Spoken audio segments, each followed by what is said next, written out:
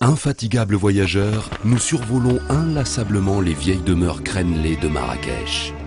Gardiens de la mémoire du lieu, nous nous souvenons de l'âge d'or du palais El Badi, le palais de l'incomparable. À l'aube du XVIIe siècle, ce palais était considéré comme l'une des merveilles du monde arabe. Durant 25 longues années, le grand sultan saadien Ahmed Al-Mansour le Doré fit bâtir les 360 pièces de sa résidence princière, ornées de matériaux exotiques, venus de Chine, d'Italie et d'ailleurs.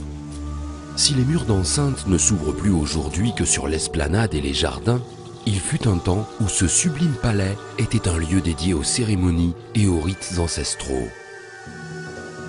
À quelques battements d'ailes, siège une grande et mystérieuse demeure, le palais de la Baïa. Âgé d'un peu plus d'un siècle seulement, ces murs semblent porter les mémoires d'une autre époque. Les 160 pièces du palais de la Brillante étaient destinées à loger les 4 épouses et les 24 concubines du grand vizir Bahamed. L'architecte, nourri de traditions andalouses, a su construire un palais des 1001 nuits, vaste et somptueux, trésor de la décoration mauresque. Ancien quartier général du maréchal Lyautey, à l'époque du protectorat, ce palais abrite de luxuriants riads, de vastes patios et des chambres secrètes bâties, semble-t-il, au gré du vent. À quelques nids de là, se terrent les tombeaux saadiens.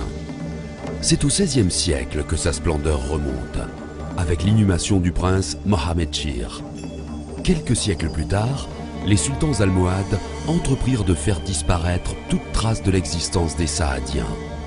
La nécropole fut murée et elle tomba dans l'oubli. Il y a seulement 100 ans, nous étions les seuls à nous souvenir de l'emplacement de cet endroit mystérieux. Redécouverte récemment, elle est aujourd'hui l'unique vestige de la magnificence de cette dynastie perdue. Et nous, oiseaux fabuleux, veillons sur les vestiges de cette magnificence passée, témoignage immortel du faste d'antan.